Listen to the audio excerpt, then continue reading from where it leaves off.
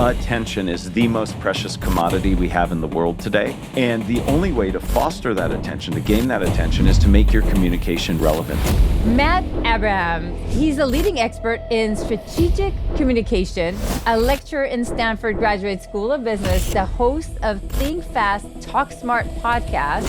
You can be amazing at what you do, but if you can't communicate it clearly in a focused manner, you're not going to get the traction that you need. And I've worked in the corporate world for over a decade and saw how people's careers were limited by communication. Right. So the person who might have the best idea but couldn't communicate it was limited versus the person who was very good at communication but maybe not the most creative, innovative person.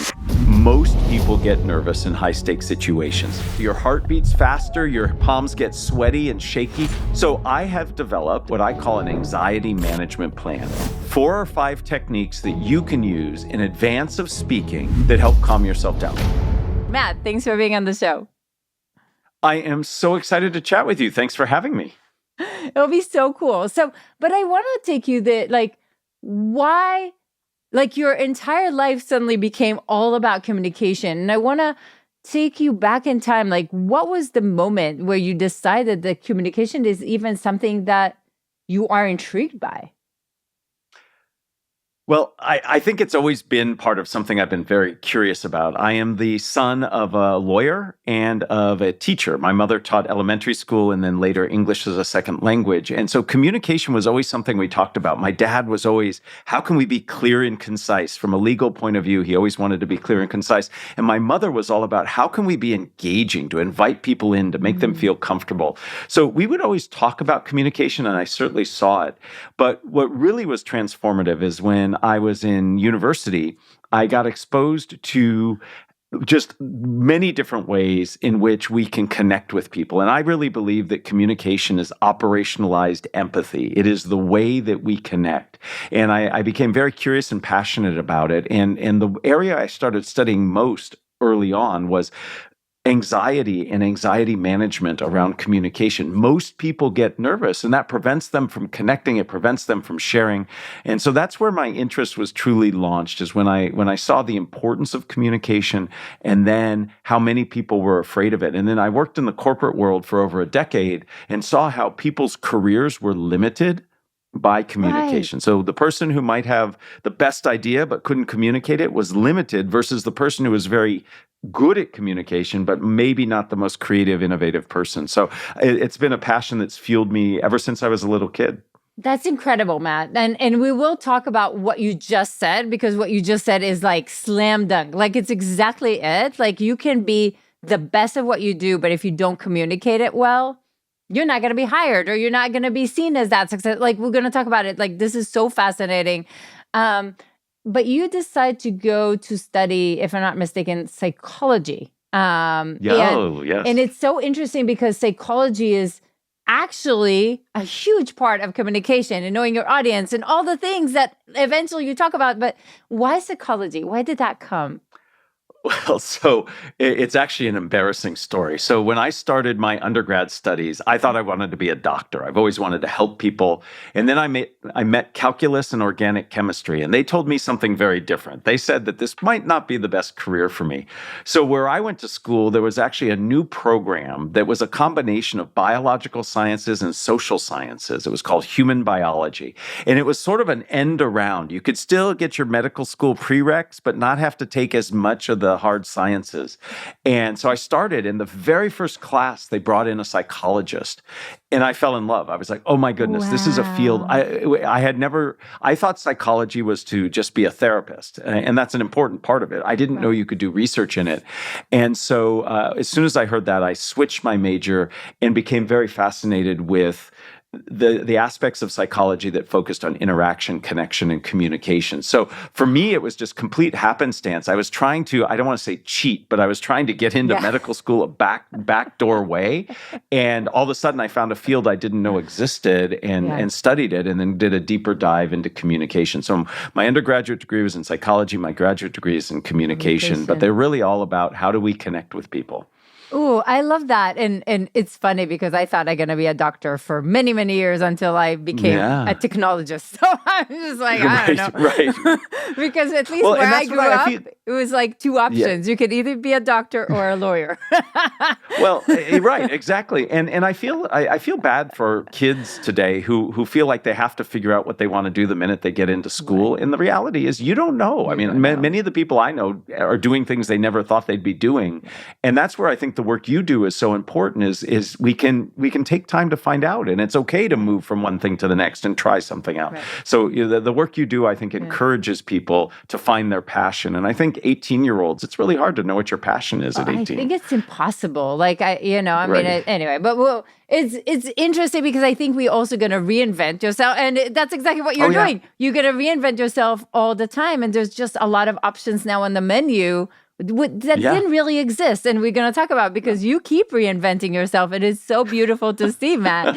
Well, thank you. So take me a little bit, like you did start a little bit in the education space, right? Mhm. I mean, I saw SAP and Open Wave, etc. What were some lessons that you got from those early years? Yeah, so when I left graduate school, I had some loans to pay off, and wanted to see what it was like in the corporate world. So I worked in high tech for over a decade. I ran learning and development teams. So my life is always focused around teaching and training, et cetera. But I did it for the corporate world, and I learned a lot. I learned a lot. As I mentioned earlier, the ability to communicate effectively is critical. Those who have great ideas might not get those ideas heard if they can't. I learned how important it is to learn how to collaborate with others. You are only as successful as you are in terms of collaborating and supporting others and getting support from others. And I learned just how hard it is because of the pace at which things move and how things change, to really take the time to reflect and grow your skills. We're constantly running, and we don't have that time for reflection. So I learned the value of collaboration, the value of importance of communication, and how we have to really reflect so we can grow. And I saw that in the corporate world. And when I teach my students now, I really try to help them with all of those skills, including Right. taking the time to reflect and take stock of what you do and how you can get better. What you just said is so critical. I don't know if I thought about all the pieces, but this is so interesting. So why did you shift from that? Because that sounds like a lot of impact, but you shifted from that to deciding to actually teach, right? And it's to some Mhm. extent you do both, right? And but Right. take me there. Why deciding to move to become a professor and then you teach lecture in Stanford, etc.? Why? So a few reasons. There's several. So one was very personal with my family. When we started my wife and I started our family, I was traveling all over the place for work. I was doing all these things, and that was really hard.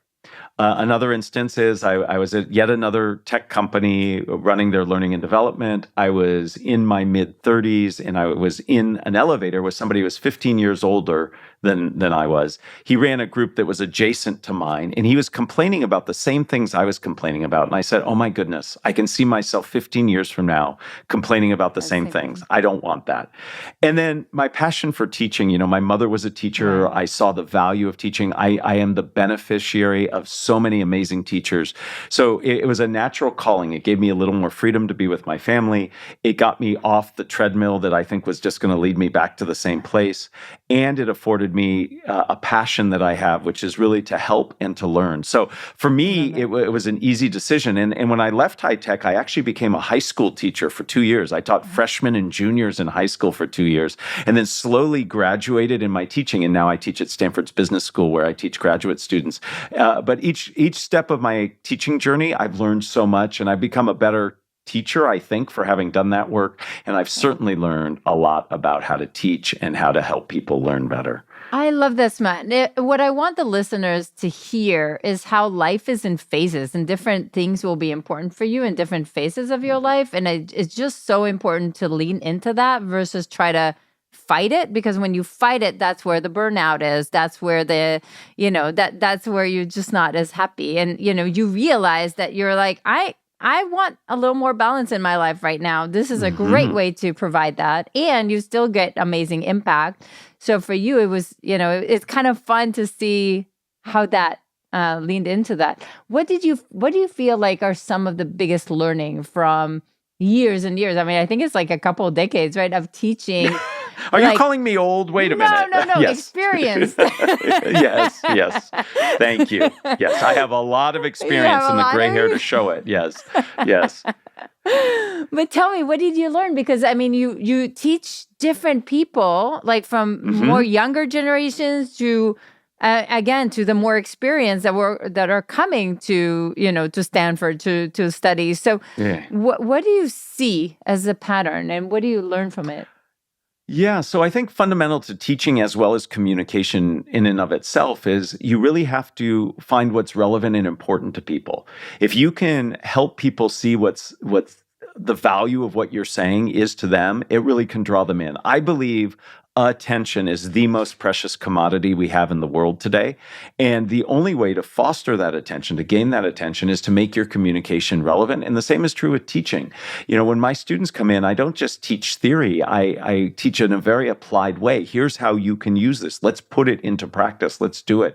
So one of the foundational principles I've learned echoes what I teach about communication is you have to understand your audience and you have to make it relevant for them. And then the next thing is you have to make it clear and concise. Many of us say much more than we need to. I think the most effective teachers are the ones who can find a way to make their content relevant and engaging and focused. And if you can do that, people get a lot of value. And most importantly, they can act on it and remember it. Communicating just to get information out is not the goal. The goal is to actually have people get that information, retain it, and act on it. So those are things that I have learned over my career. I'm still working on them. And those are the things I teach people when it comes to help to develop their communication. I love it. And many times we learn the biggest lesson because we experienced something that it was like, oh, darn, right? And then that creates a little bit of that, learning. At least that was for me, was knowing your audience. Like I learned my lesson very well. But tell me a little bit of how did you learn maybe one or two of these like big lessons? Well, a couple ways. One, mentorship. I'm a huge fan of mentorship. I had some amazing teachers that helped me. One of my best teaching mentors, beyond my mother, who was fantastic, and my mother has this saying, tell the time, don't build the clock. And that what it really means is be focused. Many of us say more than we need to. So that was a great lesson. When I was an undergraduate, I had the privilege and honor to study with a very famous psychologist. His name's Phil Zimbardo. He's notorious for running the Stanford prison study, which had a lot of ethical issues around it. What many people don't know is he was a very kind and compassionate person, and he studied shyness. And I was interested in speaking anxiety and nervousness, and certainly shyness overlaps. But he was a master teacher, and one of the things he told me is that in order to teach people well, you really have to engage them, and to engage them, you have to make sure you understand them, and then you have to find creative ways to get people to experience what you teach. And he was a master at experiential learning. So he wouldn't just lecture, he would have us go through experiences where we really learned. And that was really, really powerful for me. And so between my mother and Phil and some others, I really learned how. And I am somebody who's very open to feedback. And many, many people have given me feedback about my teaching, my podcasting, my writing.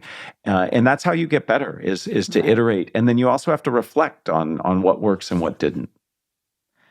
And you talked about anxiety, which I think is really, really important. And I want to talk about it for a second. And by the way, tell the time, don't build the clock. I wrote it down, like such a good quote. Oh my God, like totally stealing this. You are welcome to. It's not stealing. It's not stealing. Yes. It's so good. Because yes, sometimes you ask somebody and you lose them after a few minutes of like, okay, I don't know what you're saying anymore. You lost me, right? Right. But talk to me about anxiety. You mentioned anxiety, and I think this is so important, especially, I mean, the listeners here on the podcast or in YouTube, they have some very crucial conversations. And sometimes it's an interview, and sometimes it's a hard conversation with a peer or a boss, and sometimes they want the promotion, and sometimes it's a pitch to investor. And there's a lot on the line. And when there's a lot on the line, whether you like it or not, you're going to freak out a little bit. So how do you help with a freak out? And I know you talk a lot about it in the book, but Talk to us a little bit about what do you do? So first and foremost, we have to realize that anxiety is just part of communication. Most people get nervous in high-stakes situations. Like 85% of people report it. And I think the other 15% are lying. I think we could create a situation that makes them nervous too. So anxiety is normal and natural. We see it in every culture we study. We see it develop at a certain time as people get older.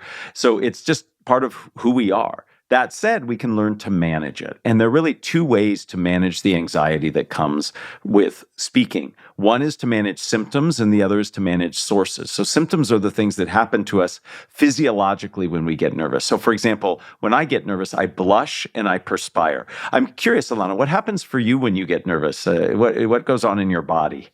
Yeah, I definitely feel my palms, my, heart. Like Yes, I remember your sometimes heart goes feeling up. like, oh my God, like I'm gonna get a heart attack on stage. Like how humiliating. Yeah. Right. And that's normal and natural. Your heart beats faster. Your palms get sweaty and shaky. This is your body trying to protect yourself. We feel under threat when we speak. But there's some things we can do to manage that. For example, I'll give you just two things. One, deep belly breathing. If you've ever done yoga, tai chi, meditation, it's that deep belly breath. And the important thing is it's the exhale that's most important. So I like to joke the rule of thumb, or more importantly, the rule of lung is you want your exhale to be twice as long as your inhale. And if you do that two or three times, you slow down your autonomic nervous system. Your heart rate slows down, your speaking rate slows down, you feel calmer. Now, for somebody like yourself, who gets shaky, that's adrenaline. Adrenaline wants to move you from threat to safety. So if you move purposely, not swaying and rocking, but if you do big, broad gestures, if you step towards your audience, that energy dissipates. So there are things we can do to manage symptoms. Now, the other side of the coin is sources. And there are many sources of anxiety. One major source is people want to do their communication right. They want to be perfect. And the reality is there is no right way to do it. I've been doing this for a long, long time, and there is no right way. There are better ways and worse ways. But when we focus on doing it right, that means we're evaluating what we're doing, and that takes away precious cognitive bandwidth, focusing on judging rather than focusing on connecting. So I like to say it's about connection, not perfection. Focus on getting the information out and making it relevant rather than saying, am I saying it right? And the last thing I'll say about this is why memorizing is so bad. People memorize because they think that's how I'm going to be safe. That's how I'm going to get through it. But what that means is you're splitting your attention. Part of your brain is focused on, am I saying it right? Leaving only part of your brain's mental energy to focus on actually saying it and connecting. Rather, if you have a structure and a roadmap, it helps. So managing anxiety is critical. There are things you can do. I've spent a lot of my career trying to help people.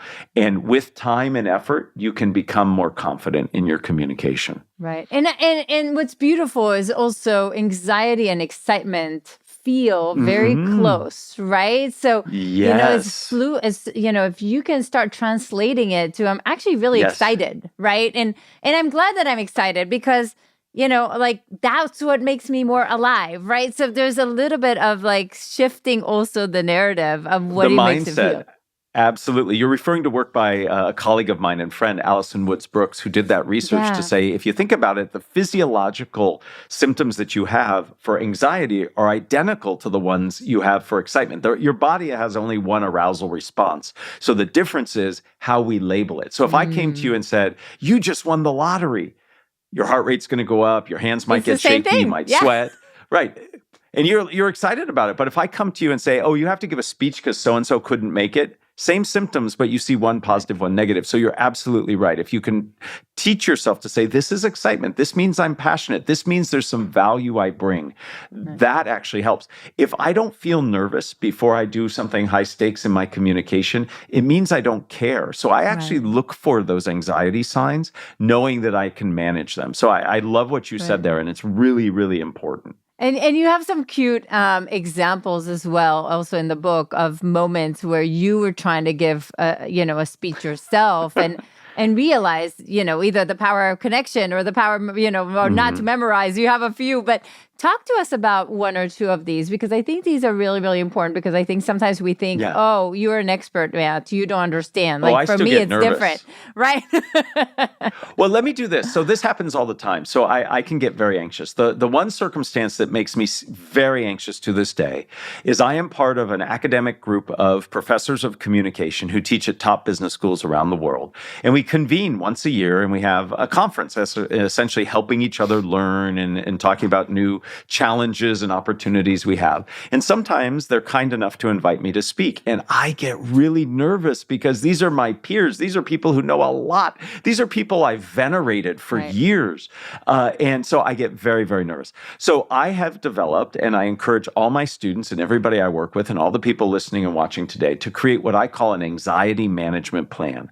4 or 5 techniques that you can use in advance of speaking that help calm yourself down. So I'll share my anxiety management plan. First, I take some deep belly breaths, just as I discussed. Really helps calm me down, centers me. Second thing I do is I remind myself that I have value to bring. Many of us, when we get nervous about speaking, we have a lot of negative self-talk. We say a lot of things that put ourselves down and put us in a bad position. I didn't practice. These people are smarter than I am. What I'm saying isn't really useful. So what I say to cancel all that out is I simply say, I have value to bring. That I was invited to speak, or my students have decided to attend my class. So I remind myself, people see value in what I do. I'm not saying I'm the best speaker ever. No. I'm just saying I have value to bring.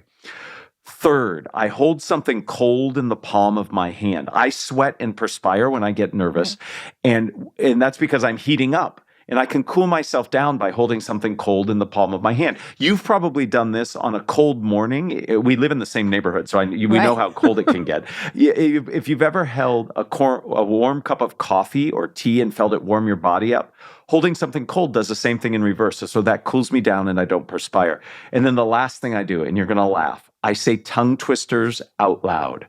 And the reason I do this is it helps me get present-oriented. I live in the future. I'm a very future-oriented person, and communication happens in the moment. So the best thing I can do is become present-oriented. And you cannot say a tongue twister right and not be present-oriented. And because I say it out loud, it warms up my voice. Many of us walk around when it comes to communication thinking that we can go from silence to brilliance. But if you're an athlete or you exercise, you should warm up first. So by taking a deep breath, by reminding myself I have value to bring, holding something cold and saying a tongue twister, that gets me more comfortable, more confident, and more present. I'm not saying my techniques are going to work for you or any of your listeners, but there are other techniques that we can come up with. But if everybody can have 4 or 5 at the ready, you can be better and more confident in your communication. Oh my God, I love these. What are your favorite tongue twisters? I am so bad at these. Let's do it. I want to hear it. I'll share it with you, but you have to repeat it. You have to repeat after me. It's 3. Yeah, you're feeling bad. You asked. It has 3 phrases. Takes 5 seconds. And why I like this one is if you say it wrong, you say a naughty word. So I'm going to be listening. So repeat after me, Ilana. And I said this 3 times before we started today. So here we go. I slit a sheet. I slit a sheet. A sheet I slit. A sheet? Oh, God. You got it. A sheet I slit. A sheet I slit. And on that slitted sheet I sit. And on the slitted sheet, I sit. Oh my God, that is Very so good. hard. That is so hard. And you did a great job. You didn't say the naughty word. I'll leave it to your listeners and viewers to figure out what that word was. But I say that all the time. I was very close.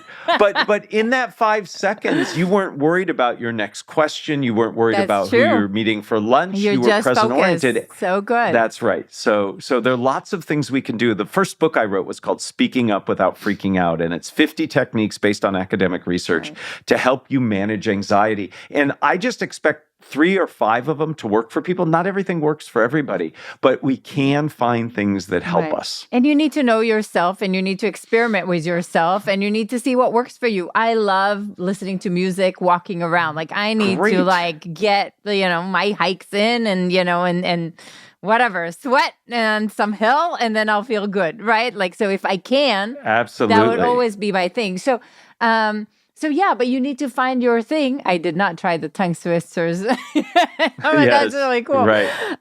So take me, Matt, for a second. So you have this like very, what I would call convenient, maybe career at some point, and you somehow decide to make it not just a career, but make it a complete platform of who is Matt, right? I mean, and at that point you have the TEDx talk, which has now, what is it, 6 million? I don't know. Like it was like millions of views. Like that's a massive impact there, right? And the podcast and the book. And what made the shift? Was there like a moment, or was it like a gradual like reinvention? Like what was it, Matt?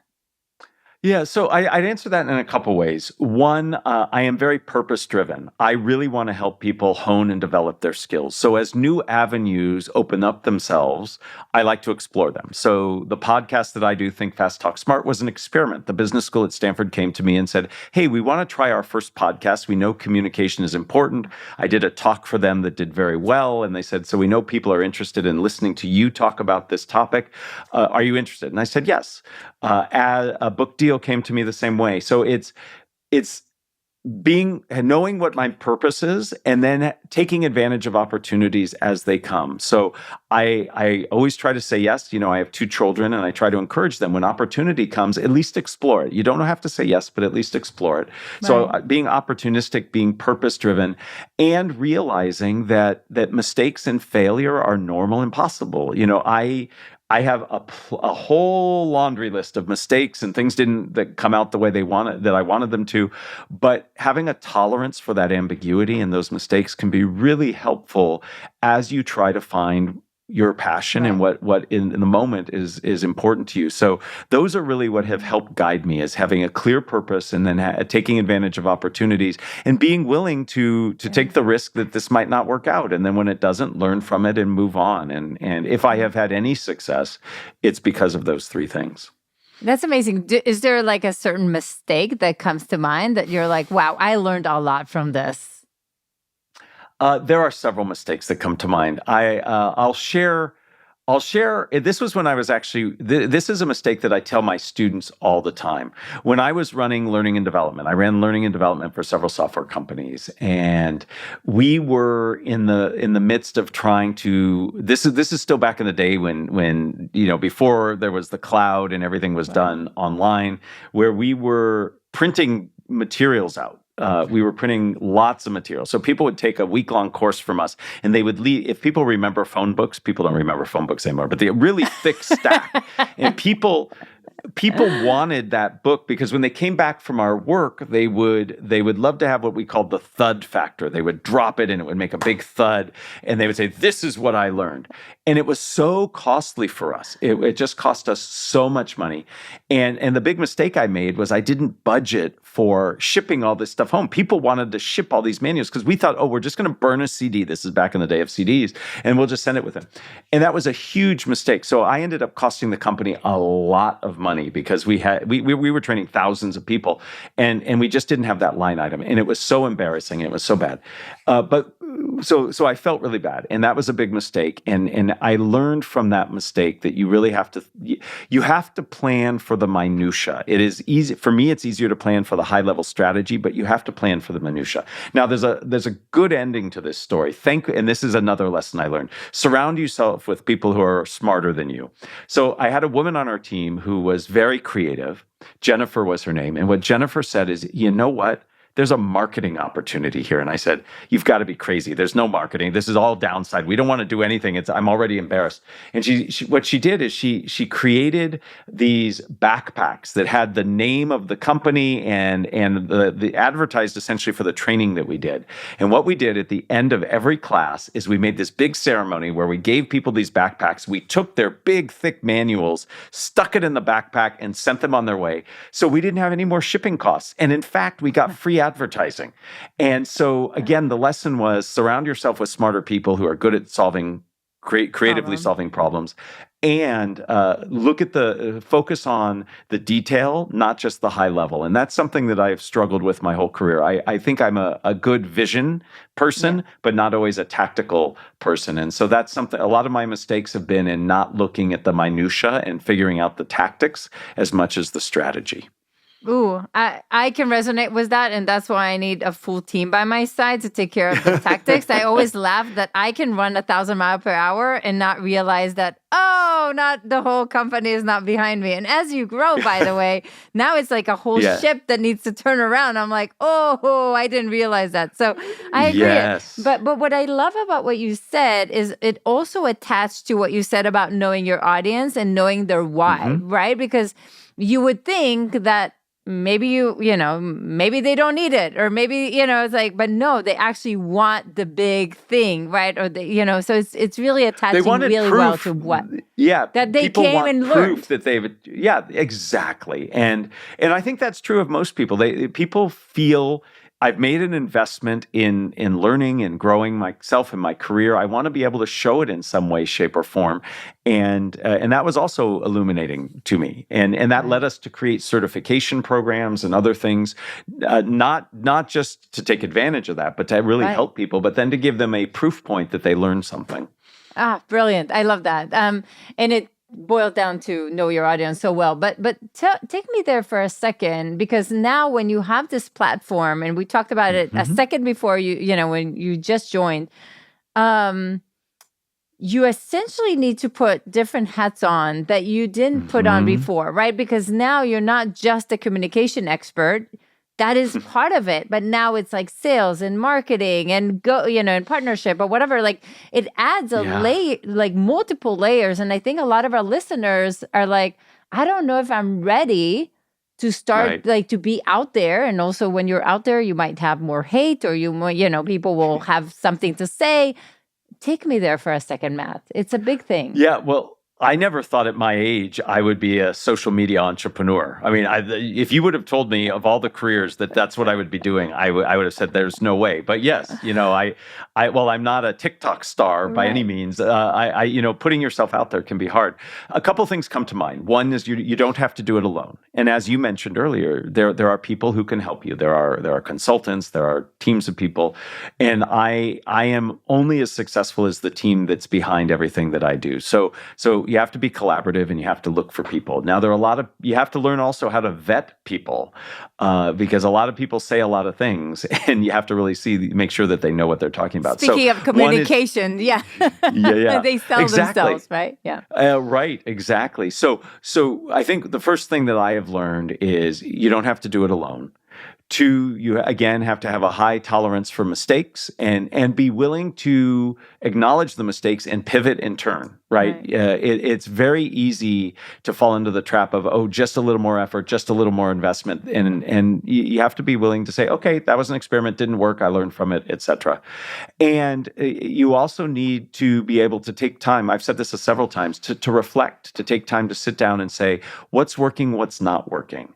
What is my audience telling me? I mean, all of us have audiences, even if it's just our team we're managing or the partners that we have, and sit back and reflect and say, what is it that they're telling us? I'll give you an example. When we started the podcast I host, we thought we were a business podcast. Well, the market, the audience said, no, you're a careers podcast. And so we said, okay, we're going to embrace that. We're going to do more around careers and how communication impacts careers. So you have to be receptive, and you have to be willing to take risk and realize that there are others who are willing to help you, and you need that help to get through things. And that's how I've been able to survive, because life is moving very quickly. Especially and if you don't have a team now. to help you, especially now. And so, and are there moments where, I don't know, whether the hate is too much or it's too much out there, or like, are there moments of, why do I need this?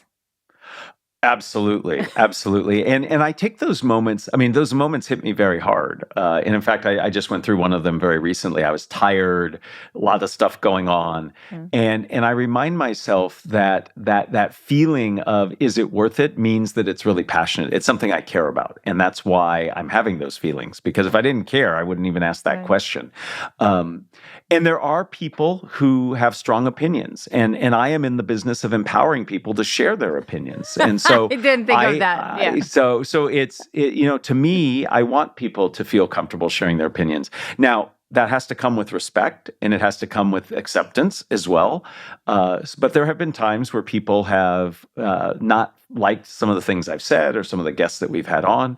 And I try to take it as feedback and information. It doesn't mean I have to change. It doesn't mean that it's personal, but I'm a big proponent of feedback and giving feedback, and part of that is receiving feedback. So yeah, it can be draining at times, but I have to put it into perspective. And I think the biggest thing for me with the feedback I get on the work I do is I look for patterns over time. Any one bit of feedback, positive or negative, may be insightful, but it's really looking for patterns. If a lot of people are saying something similar, then there's something I really need to pay attention to. So I'm always looking for patterns, both in the positive accolades we get and in the negative feedback as well. That's true, because there's also a lot to learn. I think it depends if it's a pure hate or it's actually like a good feedback. But it's like, right. But I think there's definitely a lot. I like the word patterns because there's definitely commonalities when you start, listening to more. And I love that, the listening piece is really important in communication overall. But if you're looking and you're talking to people who are right before, I don't know, interviews and again, those crucial conversations. First of all, you want them to not be as anxious. So we talked about that. And then you also have a really beautiful way of structuring your answers or your pitch or your talk in different ways. That the structure will help people understand them better, right? What, so what, now what? Like you have different, like you talk about different ways. What would you say to somebody listening now and saying, like I do ramble, I go too long, or I don't? What would you say to them? I have a lot to say to them, and first and foremost is we need to take the time to think about how best we can package up our information so people can actually receive it. Again, the goal of communication is not just to broadcast information to get it out. The goal is for people to receive it with, I like to joke, the F word of communication, which is not the naughty one. It's fidelity, accuracy, and clarity. We've all played that game of telephone where I tell you something, you tell somebody else, et cetera. And by the time it gets back to me, it's totally different. That's not effective communication. You want it to be accurately transmitted. And the way to do that is by helping focus your communication. Two major ways to do that, beyond knowing your audience and what's important to them. That's the first step. You have to have a clear goal. In all communication, I believe having a clear goal is essential. And to me, a goal has three parts: information, emotion, and action. What do I want the audience to know? How do I want them to feel? And what do I want them to do? Before you ever speak, you should think that. What do I want them to know? How do I want them to feel? What do I want them to do? Once you have the knowledge of your audience and a clear goal, you're ready to focus your message. And you do that by putting it in a structure, a package. We are not good at remembering lists. I ask you this, Ilana, when you go to the grocery store, how many items do you need to buy before you have to write it down? For me, it's 3. Anything over 3, I'm going to forget. Yeah, probably. Yeah. Right. So we don't remember lists. So we need to have a structure, a logical connection of ideas. So the structure everybody knows, because we've all seen a television advertisement, is problem, solution, benefit. There's some issue or challenge in the world, the product or service fixes it, and then people have some benefit from doing it. I don't care if you're selling cars, medicines, alcohol, they all do the same thing. And in fact, I'm sure you, as an entrepreneur, a former entrepreneur, you're currently an entrepreneur, I guess, as well, you probably use that structure to help sell what you do. Here's the issue, here's how we resolve it. Yeah, exactly. That's a structure. That's a structure. Now, my favorite structure you mentioned is 3 simple questions. What? So what? Now what? What is the information you're communicating? Could be your update, could be your feedback, could be the description of your product or service. So what is, why is it relevant to the audience you're speaking to? And now what is the next step, what you'd like them to do? Maybe, hey, let's look at a demo, or what questions do you have? So by using a structure like what, so what, now what, or problem, solution, benefit, or myriad other structures, you package the information up so it's focused for your audience, and they in turn can take that package and then pass it along in a good way that has high fidelity. So focus is so critical. Know your audience, have a goal, no feel do, leverage a structure, and that's what's really going to make a difference between you and somebody who just rambles and lists information. Love this. I mean, we use sometimes why this, why you, why now. But Perfect. again, That's a great structure. It's all structures, right? Like it's all structures, and I love the problem solving. Anyway, they're all great. Yeah. And I think one of the things that I heard you, I don't remember if it was a TED Talk or the book, it was somewhere, when you said about knowing your audience, it wasn't just about, it wasn't only the high level, is that what are their expectations? Like, what is their, right? Like, and I think that's a really interesting distinction because, yes, we'll go and do research about the company or about the person. We'll do the, the basic, research, but we are not necessarily good at understanding their why, or what are they expecting, or what are they afraid of, or what is their goal. Exactly and I right. think that is just so strong. Take us there for a second, Matt. Yes. So several things. So when you have to do reconnaissance, reflection, and research about your audience. And you can do that in many ways. One, you can ask people who know people in your audience. You can ask your audience directly. You can, I like to joke, cyber stalk them, look at their LinkedIn profiles, look at their Substacks, look at their videos. If they podcast, listen to them being guests or others. And that gives you insight. There are 4 primary things I believe we need to think about when we think about our audience. First, what is their knowledge level on our topic? Do they know a lot or know a little? And you have to meet them where they're at. The problem we have as people who have some expertise and some experience is we suffer from the curse of knowledge. We know too much, and that gets in the way of us connecting. We use acronyms and jargon and technical terms, and we start farther down the path than the audience is. So understanding what they know is critical. Second, we have to think about their attitude. Are they likely to be in favor or not? If I'm talking to somebody who's likely not to be in favor, I should approach it differently. Right. Perhaps most importantly, the third is, where are there areas of resistance, hesitation, and concern? Whenever you communicate with somebody, they're filtering what you're saying through your areas of resistance, hesitation, and concern. And then finally, what motivates them? We have known a long time in social science that if I can connect what I'm saying to what motivates you, you're more likely to pay attention and act on it. So if you focus on really trying to figure out what's their knowledge level, what are their attitudes, what are their areas of resistance, and what motivates them, you can then tailor your message to be specific to that audience. And that will make you much more successful, and it makes it easier for the audience to understand what you're saying. Wow, mic drop. Boom. I mean, this is so good, Matt. So I hope everybody is taking notes frantically here, but seriously, I think the bottom line, they just need, to get your book. I mean, there's so many insights. And again, the communication is everywhere.